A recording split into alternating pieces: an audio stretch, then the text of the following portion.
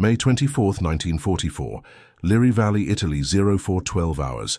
A darkness so dense it seems to possess physical weight pressing against the chest, like the wet earth lining the slit trench itself. The air does not just smell of rain and mud, but carries that unmistakable metallic tang of old cordite, mixed with the sickly sweet stench of wet decomposition that the Italian spring mist never quite washes away. Sergeant William James Mitchell, 23rd Field Regiment of the Royal Canadian Artillery, 32 years old, is not sleeping. He never really sleeps before a barrage.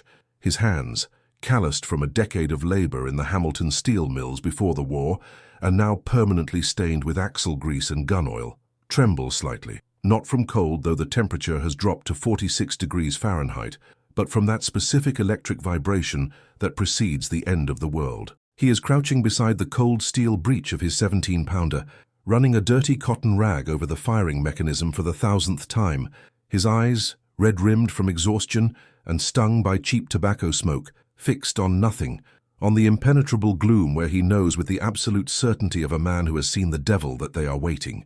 Up to this moment, William and his crew had already fired over 3,400 high-explosive and conventional armor-piercing rounds since landing in Sicily, statistics that in any other context would be mere numbers in a quartermaster's ledger, but here represent 3,400 moments of concussive violence that rattled their teeth and rewrote the topography of their eardrums, leaving a sharp, constant tinnitus that never leaves, a Hertzian reminder that silence is only a temporary lie.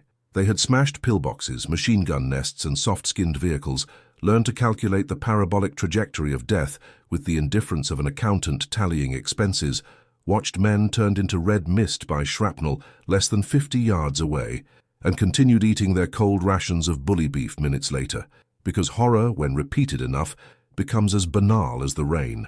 But now something different, something that sits in the stomach like a stone swallowed whole. In exactly 2 hours and 48 minutes, as the first grey light of dawn begins to bleed over the jagged silhouette of the Abbey of Monte Cassino to their rear, they are going to attempt something that physics books and German tactical manuals say is impossible, something that will break a record written in blood and steel. The enemy across the valley does not know they are there, does not know that the rules of engagement they have relied upon for 3 years are about to be rewritten by a projectile the size of a milk bottle. The Germans believe they are safe at this range, safe behind 100 millimeters of face-hardened Krupp steel, safe in the arrogant certainty that no Allied gun can touch them from 800 yards without shattering against their hull like glass thrown at a vault door. They expect the usual, the futile bounce of solid shot, the desperate maneuvering of Shermans trying to flank, the predictable rhythm of an inferior force breaking against superior engineering. They had something much more dangerous than a new tank or a bigger gun. They had a small dense dart of tungsten carbide wrapped in a discarding sabot that defied the known ballistics of the European theatre. To understand why this specific morning in the Liri Valley represented such a seismic psychological shock to the Panzer Lehr doctrine, you have to go back to the beginning, back before the mud of Italy, to the terrified reverence with which the Allies viewed the Tiger tank. The German doctrine of the Tiger was not merely tactical, it was philosophical, rooted in the concept of the Schwerpunkt, the decisive point, but elevated to a mythological status where engineering superiority was expected to compensate for numerical inferiority. Developed by heavy industry titans like Henschel and Porsche, the Tiger I was built on 4 central assumptions that had held true since 1942. That engagement ranges would be dictated by their optics, that their armor was impervious to standard Allied anti-tank fire, effectively rendering them mobile fortresses, that the psychological impact of their presence was a weapon as potent as their 88mm KWK-36 gun, and that the Allies would always be forced to close the distance to engage, entering the killing zone on German terms. It was a rational doctrine, validated in the slaughter of Tunisia and the steppes of Kursk, where Tigers sat comfortably at 2,000 meters, picking off T-34s and Shermans like shooters at a carnival range. They trusted in the numbers with a religious fervor.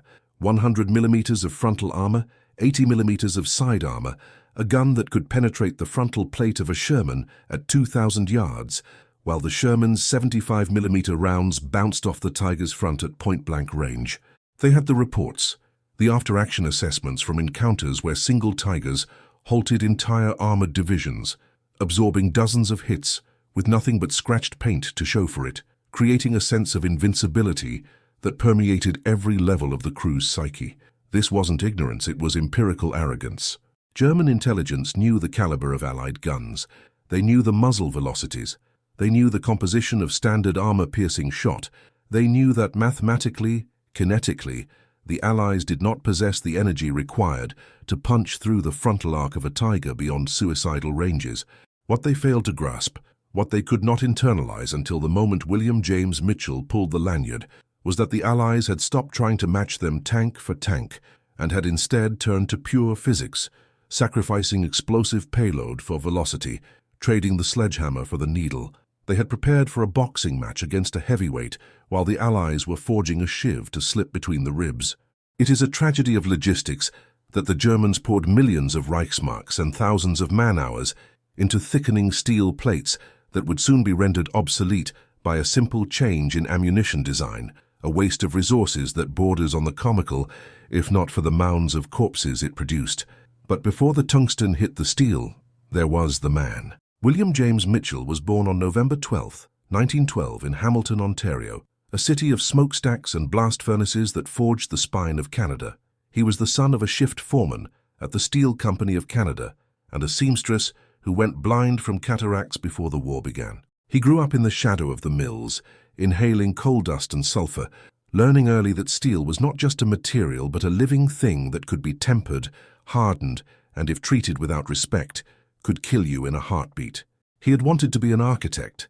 He had a sketchbook full of charcoal drawings of cathedrals and libraries, delicate lines that betrayed a sensitivity his rough hands tried to hide, but the depression killed that dream as surely as a bullet, forcing him into the heat of the rolling mills where he watched molten metal snake through the rollers like angry orange pythons.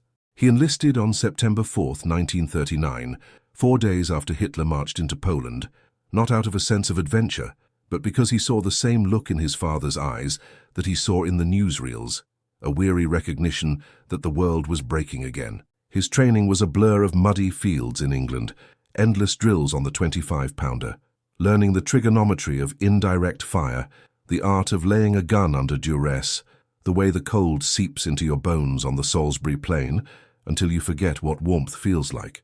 But it was his transfer to the anti-tank specialized units that changed him, selected for his aptitude with mental math and his calm under pressure, traits honed by years of dodging swinging ladles of liquid steel. He remembered his first instructor, a scarred veteran of Dunkirk named Sergeant Major Sterling, who told them on the first day that their job was not to survive, but to trade their lives for time, to stand in the path of a 60-ton monster and spit in its eye until it ran them over.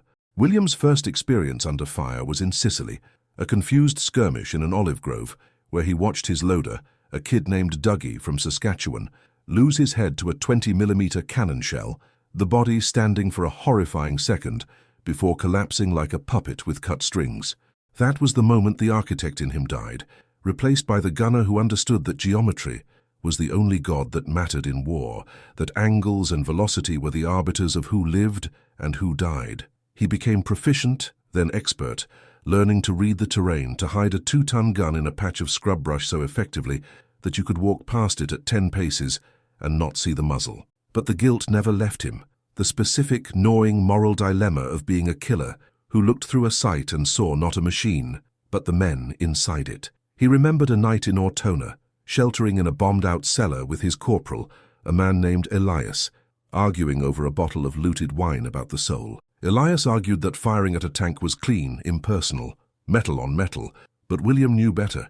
He knew that when the shell penetrated, what happened inside that steel box was a nightmare of spalling metal and flash fires that cooked men alive in their seats.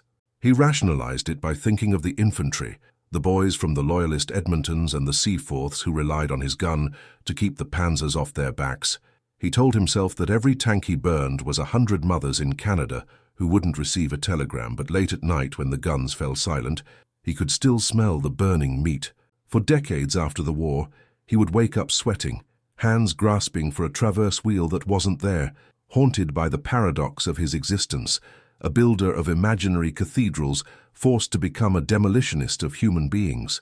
The weapon that brought these two forces together, The German armor and the Canadian gunner was officially designated the Ordnance Quick-Firing 17-pounder, but to the men who hauled its 3 tons through the mud of Italy, it was simply the Pheasant, a code name that belied its lethality. For the engineers back in Britain, it was a marvel of ballistics, a 55 caliber barrel capable of withstanding pressures of over 20 tons per square inch. The projectile that would make history that morning was the armor-piercing discarding sabot, or APDS. The specs were visceral, terrifying in their implications. The core was a sub-caliber dart of tungsten carbide, barely 1.5 inches in diameter, encased in a light alloy sabot or pot that gripped the rifling of the barrel. When fired, the assembly left the muzzle at a staggering 3,950 feet per second, nearly 4 times the speed of sound, faster than any tank gun projectile in existence at the time. The moment it exited the barrel, the air resistance stripped away the outer sabot, leaving the heavy, dense dart to fly alone, retaining its velocity over distances that made standard shot drop like a stone. It was like throwing a needle at Mach 4. When this dart struck face-hardened armor, it didn't smash or shatter. It focused all that kinetic energy into a point the size of a coin, generating pressures so intense that the steel of the tank armor behaved like a fluid. It punched through like a finger through wet clay. The friction generated heat of over 3,000 degrees Celsius in a fraction of a second, sending a spray of white-hot molten shrapnel, spall, into the fighting compartment. It didn't need explosive filler. The armor itself became the shrapnel. Inside the Tiger, the crew wouldn't hear the bang before they were dead. The projectile moved faster than the sound of the gun firing. It was a horrifying innovation, a triumph of material science over brute force. The development of this round had been a saga of failures and breakthroughs. Concept work began in 1941, born of the desperation to counter the new German heavy tanks. Early tests were disastrous, with sabots failing to separate cleanly, sending the projectile tumbling wildly, missing targets by hundreds of yards. There were accusations of wasted funds, skepticism from the brass who believed in the reliability of the older, heavier rounds. But a breakthrough in the sabot design, using a pot shape that caught the wind like a parachute to peel away, changed everything. By the time the first crates of APDS reached the front lines in Italy, in early 1944, they were treated like gold dust, handed out sparingly, only to the best crews. Williams' crew had received 5 rounds. Just 5. They were told to save them for the big cats. And now, in the pre-dawn dark of the Liry Valley, the big cat was prowling. The radar of the battlefield was the ears of the men and the intuition of the veterans. They heard it before they saw it, the low, grinding rumble of Maybach engines, the squeal of wide tracks on gravel. A Tiger was moving into a hull-down position behind a stone farmhouse, 800 yards away. William pressed his eye to the telescopic sight, the cold rubber ring digging into his socket. His hands stopped trembling. The world narrowed down to the crosshairs and the shadowy bulk of the farmhouse. He whispered the range to his loader. "Sabot up!" the loader hissed back, the heavy metallic clank of the breech block slamming shut echoing like a gavel. This wasn't just a shot. It was an experiment in impossible physics. The German commander in that Tiger, likely a veteran of the Eastern Front, felt secure. He knew the range. He knew the capabilities of the 17-pounder with standard ammo. He knew he was safe. He was wrong. At 0415, Williams squeezed the firing lever. The gun roared, a flash that momentarily turned the valley into noon, the violent recoil digging the spades deep into the Italian soil. The sabot flew. The physics took over. In less than 2/3 of a second, the tungsten dart crossed the 800 yards. It struck the Tiger's thick frontal glacis plate. It didn't bounce, it didn't shatter. It erased the German assumption of invincibility in a flash of white heat. The impossible had just happened. To understand why that specific shot in the Liry Valley represented such a seismic shock to the Wehrmacht, you cannot just look at the ballistics. You have to dissect the soul of the German war machine and go back to the moment arrogance became official doctrine, solidified in 1942, when the first Tigers rolled off the Henschel assembly lines with the implicit promise that technical superiority could annul numerical reality. The military philosophy that placed that tank in Sergeant Mitchell's path was not merely tactical, it was theological, based on the concept of Qualitätsüberlegenheit, the fanatical belief that a single superlative weapon system, operated by an elite crew, was worth 10, 20, or 50 inferior enemy systems, a calculated gamble that made rational sense in the corridors of Berlin, but ignored the entropic brutality of the battlefield. German commanders, men like Colonel von Rosen or General Guderian, had internalized the lesson that armor was time and time was life, building a doctrine where the Tiger was not just a vehicle, but the focal point, the mobile Schwerpunkt, around which the battle was to revolve, assuming the enemy would always be forced to close the distance to engage, voluntarily entering the kill zone dictated by the microscopically precise Zeiss optics and the 88mm KWK-36 gun. They trusted specifications that seemed like immutable laws of physics: 100mm of face-hardened frontal homogeneous steel, 80mm on the sides, a combat weight of 57 tons that crushed bridges and demanded a logistical nightmare, but offered the crew inside that steel box the most dangerous illusion of all in war, the illusion of invulnerability. This confidence was not unfounded.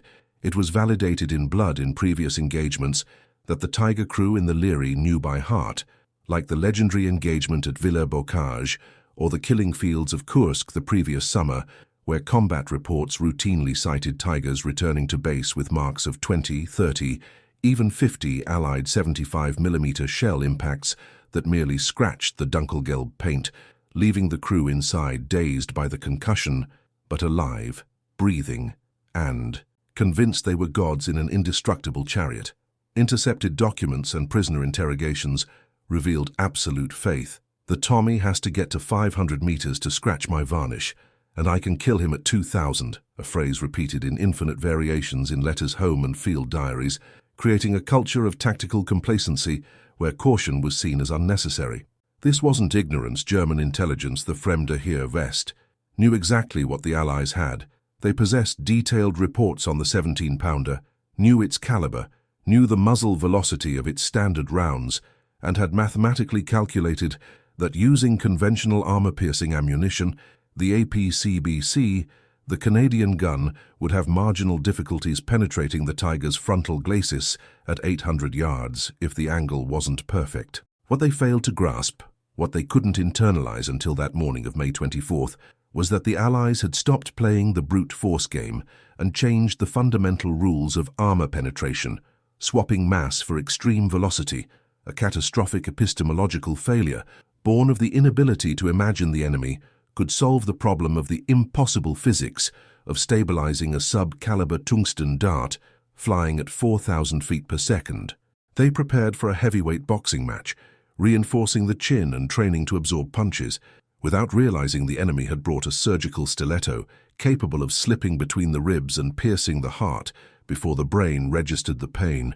Tons of steel, millions of Reichsmarks, thousands of hours of specialized training in armor angling maneuvers, all wasted in that moment because it was designed to stop a type of threat Sergeant Mitchell was no longer firing.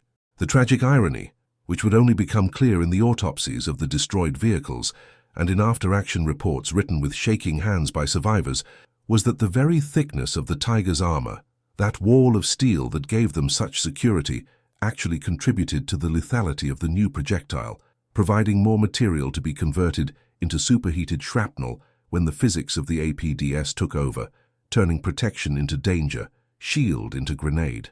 But before we talk about the physics of tungsten tearing through steel, we need to talk about the man who pulled the firing lanyard, because technology is inert without human will, and William James Mitchell was not born to destroy tanks. He was forged for it by the circumstances of a broken decade. Born on November 12, 1912 in Hamilton, Ontario, a city defined by the silhouette of industrial smokestacks and the perpetual orange glow of blast furnaces that lit the night like a sickly false dawn, William grew up breathing soot and sulfur, the son of Thomas Mitchell, a foreman at the Steel Company of Canada who lost 3 fingers on his left hand in a hydraulic press, and Sarah, a woman who sewed until her eyes went milky with cataracts to put food on the table during the worst years of the Depression. Before the war, William was not a warrior. He was a third-class machinist at the same plant that maimed his father, earning 18 cents an hour to monitor the temper of metal alloys, learning intimately how steel behaved under heat and pressure, a tactile knowledge that, ironically, would make him a more efficient tank killer years later. He had dreams, silent aspirations he kept in sketchbooks hidden under his mattress, sketches of bridges and architectural structures, clean, logical lines seeking order in the dirty chaos of his industrial existence. But the war interrupted that pursuit of beauty with the brutality of a hammer. He didn't enlist for abstract patriotism or newsreel glory. He volunteered in September 39, days after the invasion of Poland, driven by a mix of stoic duty and the economic need to escape Hamilton's cycle of poverty. But his mother's reaction, captured in a letter he kept folded in his tunic pocket until it disintegrated in the Italian mud, was of prophetic terror. "They will give you a gun, Will, but they will take your soul in return." His basic training at Petawawa was a blur of cold, calluses, and the calculated humiliation designed to break civilians and reassemble them as instruments of obedience. But it was in the specialized anti-tank role that he found his place, not because he liked it, but because his mind, trained on the microscopic tolerances of the mill, instinctively understood the geometry of direct fire, the relationship between distance, velocity, and time of flight. He vividly remembered his instructor, Sergeant Major Blackjack McIntyre, a sadistic Scot who screamed that an anti-tank gunner had a life expectancy of 12 seconds after the first shot if he missed, a statistic William repeated to himself like a mantra in every ambush position from Sicily to Ortona. His first experience under live fire wasn't heroic, it was visceral and humiliating, shitting his pants while German mortars turned an olive grove into a moonscape in Sicily, the smell of turned earth and fresh blood etching itself into his cortex forever. But it was there, watching his original loader, a 19-year-old kid named Dougie, have his chest opened by shrapnel, that cold competence replaced fear. He went from a scared civilian to a lethal operator in a matter of months, learning to suppress humanity to do the necessary math, treating death not as a tragedy, but as a ballistic solution.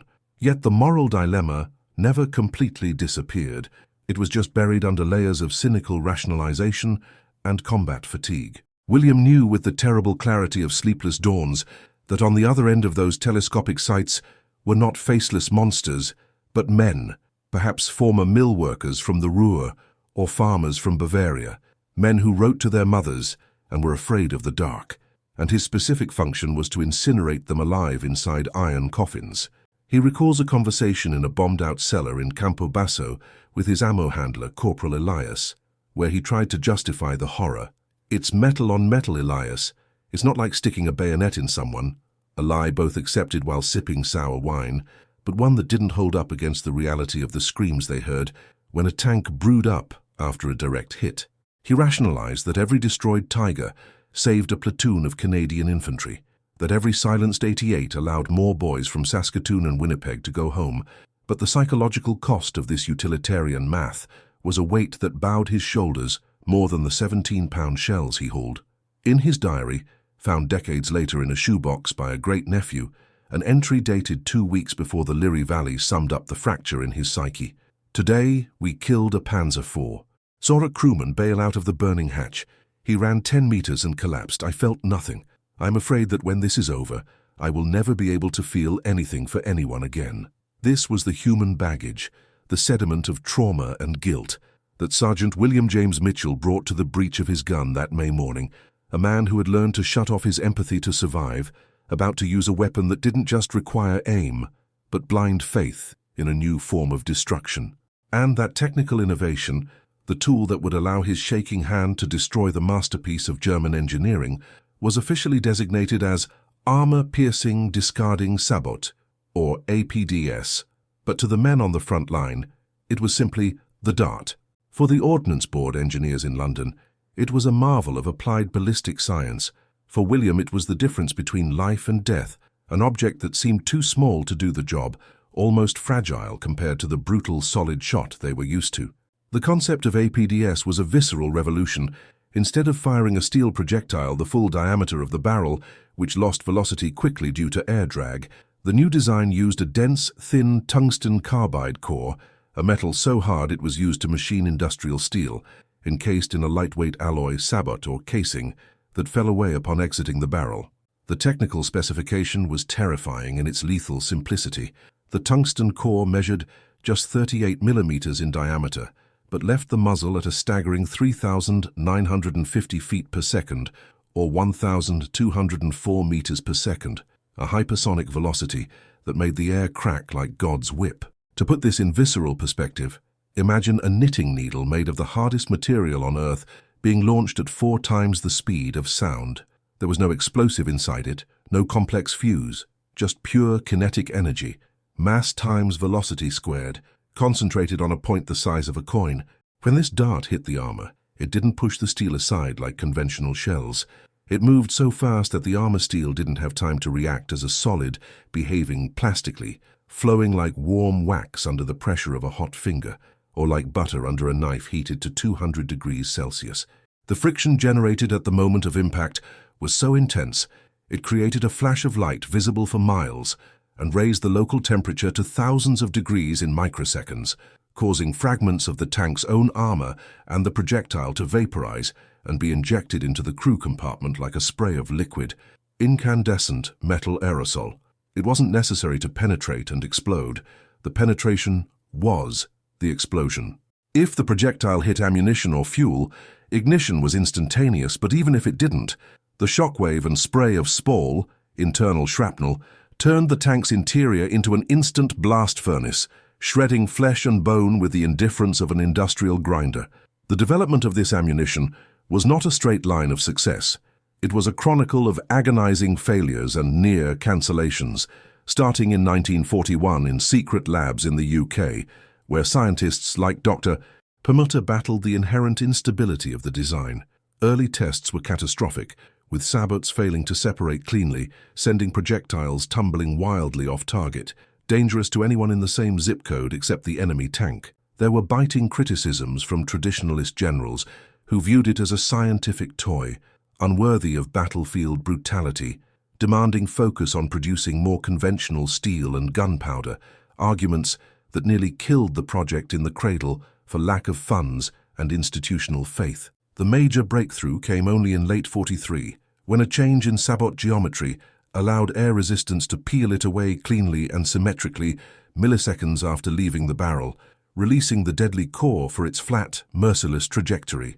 The first successful test, conducted in secrecy at Shoeburyness, saw the new projectile pierce a 130mm armor plate angled at 30 degrees at a distance of 1,000 yards, a feat that silenced observers and made the officer in charge turn pale, realizing what it meant, the end of the era of passive armor. But production was slow, tungsten was scarce and strategically vital, rationed like diamond dust, meaning that when the first crates reached Italy in the spring of '44, they were treated with almost religious reverence. William's crew received just 5 of these rounds, 5 chances to achieve the impossible, packed in waxed cardboard tubes that seemed too mundane to contain the end of a myth. The system's operation that dawn would be a dance of mechanical precision and human instinct. First, visual or auditory detection, the gunner cranking the elevation and traverse wheels, fighting friction and the gun's weight to align the optics. The round would be loaded, the breech block slamming shut with that definitive sound of machined steel, isolating the propellant charge from the outside world. When the firing pin struck the primer, the cordite deflagration would generate 40,000 pounds per square inch of pressure, pushing the assembly down the rifled barrel. Upon exit, the sabot petals would open and fly sideways like dead leaves in a gale, dangerous to friendly infantry near the muzzle, while the dart, now free and accelerating, would cross the 800 meters of valley in less than 0.7 seconds. This wasn't the old method of guesswork artillery, observing fall of shot and adjusting. With this speed, the trajectory was so flat, gravity barely had time to act on the projectile, making the concept of super elevation for range almost obsolete at these combat ranges. It was point and click, turning complex ballistics into an act of pointing the finger of death. And there he was, William James Mitchell, a man who wanted to build houses, now holding the fate of 5 German men on the tip of a rare metal dart, waiting in the darkness, while the sound of the Tiger's Maybach HL-230 engine grew like approaching thunder, oblivious to the fact that the physics protecting its crew were about to be revoked. The technological disparity that defined the confrontation in the Leary Valley was hidden within the casing of a projectile that looked deceptively harmless, a cylinder of aluminum alloy protecting a core of tungsten no wider than a broom handle. But to understand the violence it was about to unleash, one must understand the mechanical intimacy of the 17-pounder gun itself. This weapon was not elegant. It was a brute of industrial purpose, weighing 3 tons with a barrel length of 55 calibers that made it awkward to tow and a nightmare to camouflage, a distinct silhouette that German spotters were trained to identify and prioritize above all others because they knew it was the only thing on the battlefield that could hurt them. When the gun fired, the violence was not just directed at the enemy. The muzzle brake, a heavy steel device screwed onto the end of the barrel, diverted the propellant gases sideways and backwards to counteract the recoil, creating a zone of overpressure on either side of the gun that could rupture eardrums and cause internal bleeding to anyone standing in the wrong spot. For the crew, firing the 17-pounder was a physical assault, a concussion that rattled the teeth in their sockets and filled their sinuses with the acrid taste of burnt ammonia. The breech mechanism alone was a masterpiece of lethal engineering, a massive block of steel sliding vertically in grooves machined to tolerances of 1/1000th of an inch, capable of sealing the chamber against pressures that would turn lesser metals into liquid. When William ran his hand over the cold steel of the breech that morning, he wasn't just touching a machine, he was touching the culmination of a desperate arms race, the British answer to the German 88, forged in the panic of 1942 when the Tiger first appeared in Tunisia and shattered Allied morale. The specific round loaded into the chamber, the APDS Mark I, was a finicky beast. Unlike standard solid shot, which was a simple slug of steel, the discarding sabot was a complex assembly of 3 parts: the tungsten core, the light alloy sheath, and a driving band that engaged the rifling. If any part of this assembly was imperfect, if the sabot separated asymmetrically by even a fraction of a second, the projectile would wobble, losing accuracy and tumbling harmlessly into the dirt. The crew knew the horror stories from the testing grounds, rumors of sabots disintegrating inside the barrel or flying off at wild angles to kill friendly troops. But on this morning, the fear of malfunction was eclipsed by the terror of the Tiger. The engagement began not with a visual sighting, but with a sound that every veteran in Italy recognized in their marrow: the metallic clatter of tracks on rock, distinct from the Sherman's rubber-padded tracks, a heavy, rhythmic grinding that signaled 60 tons of problem. The mist in the valley was shifting, tearing apart in ragged patches to reveal the stone farmhouse 800 yards away, and there, emerging from the shadows like a leviathan surfacing, was the angular, boxy shape of the Tiger Wine, its long 88mm gun traversing slowly, scanning the Canadian lines like the eye of a predator. It was a late production model, identified by the steel-rimmed road wheels and the Zimmerit anti-magnetic paste coating its vertical surfaces, a texture like waffle batter hardened into concrete designed to defeat magnetic mines, giving the tank a rough, reptilian skin. William's heart hammered against his ribs, a frantic bird trapped in a cage, but his hands moved with practiced robotic calm, adjusting the elevation wheel, bringing the horizontal crosshair to rest on the center mass of the German tank. The range was 800 yards. In the old world, the world of standard ammunition, this was a gamble. The shell would drop several feet over that distance, requiring precise estimation. In the new world of APDS, the trajectory was effectively a laser beam. "On target," he whispered, his voice sounding strange and distant in his own ears. The loader, a replacement named Corporal Jenkins, who was shaking so hard the shell rattled against the breech ring, shoved the round home. Clang.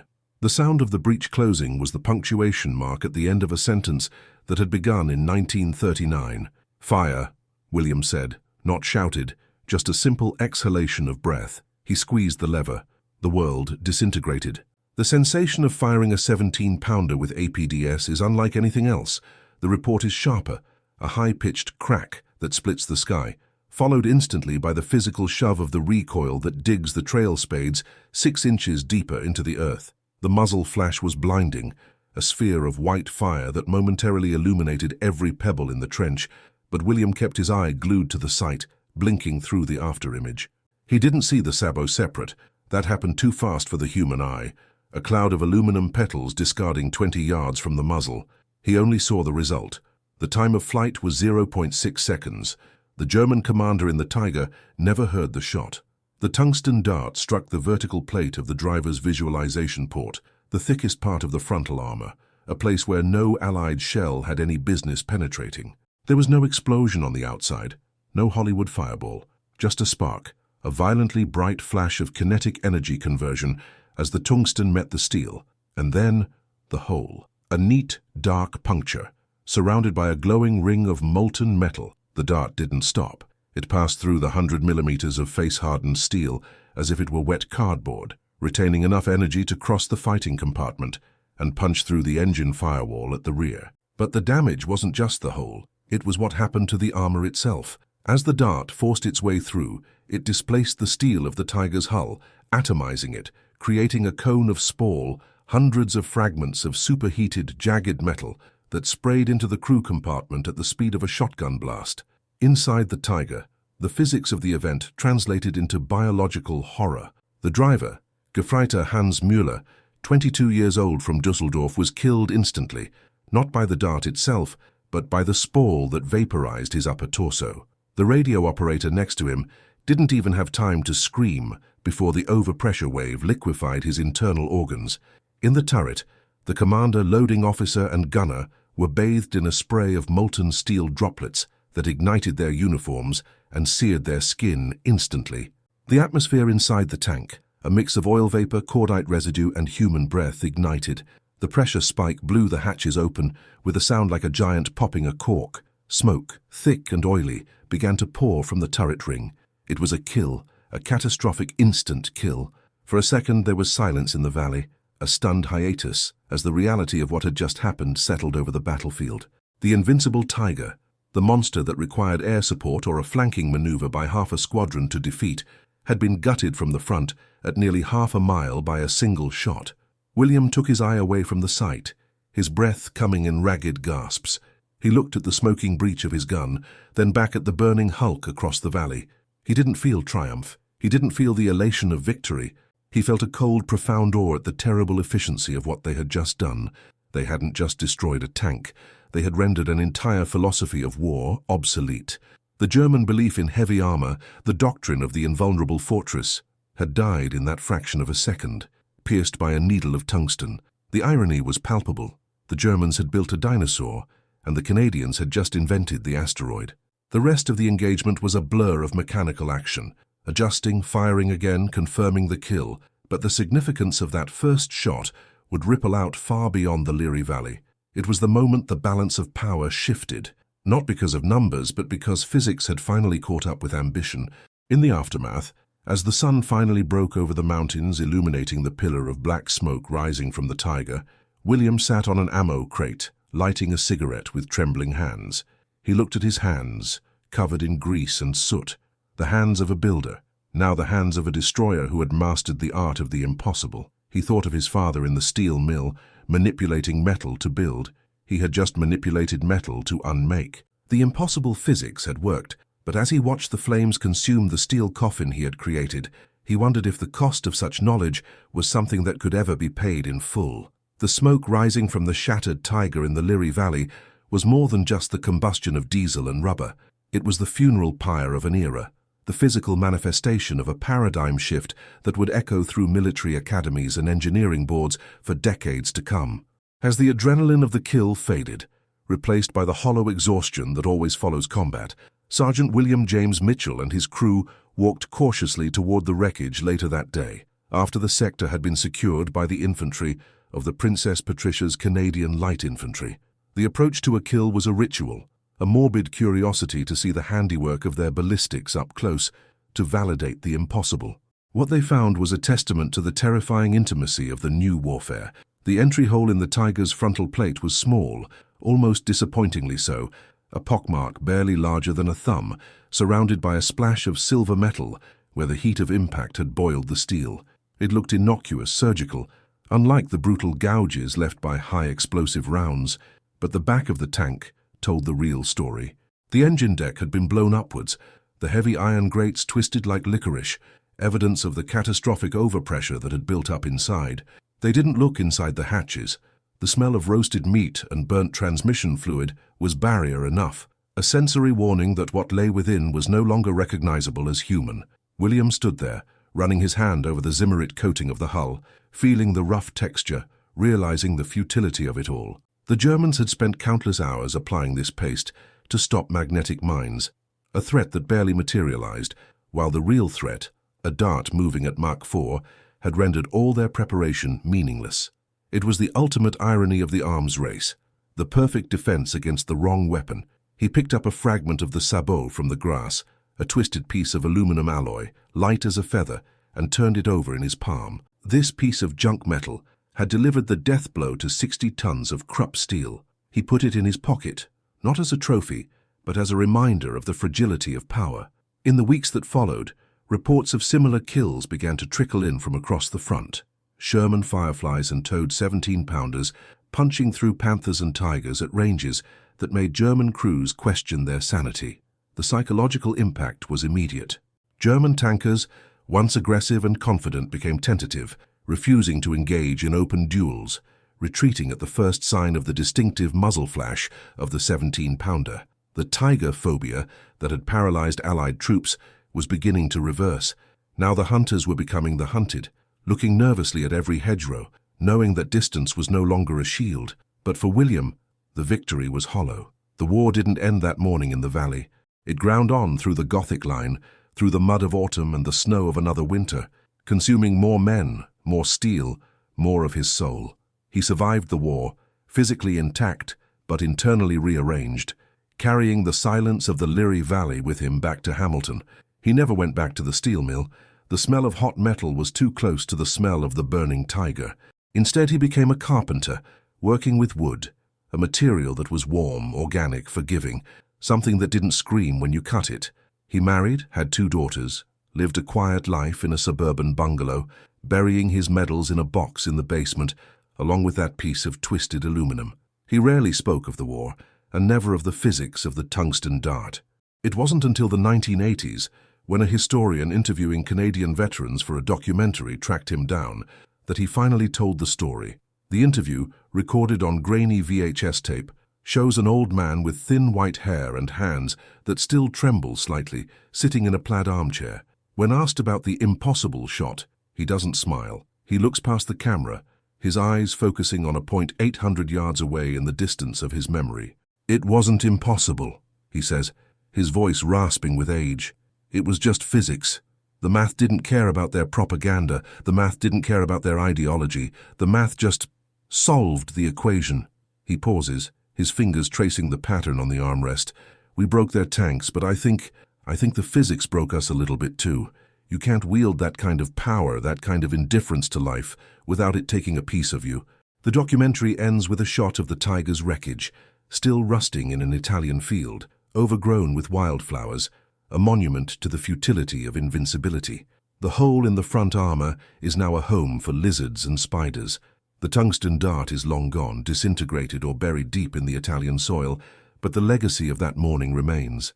It was the dawn of the kinetic energy penetrator, the precursor to the modern Sabot rounds used by Abrams and Leopard tanks today, the great-grandfather of the depleted uranium darts that would tear through Iraqi armor in the Gulf War 50 years later.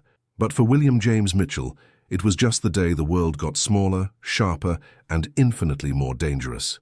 The video fades to black, leaving only the sound of the wind whistling through the Liry Valley, a sound that, if you listen closely, sounds like a gasp of surprise from a ghost who thought he was immortal. The screen stays dark for a moment, holding the weight of the silence before the credits roll, listing the names of the men who fired the guns and the men who died in the tanks, united finally in the democracy of the past, reduced to names on a screen, while the physics of war marches on, indifferent, efficient, and eternal.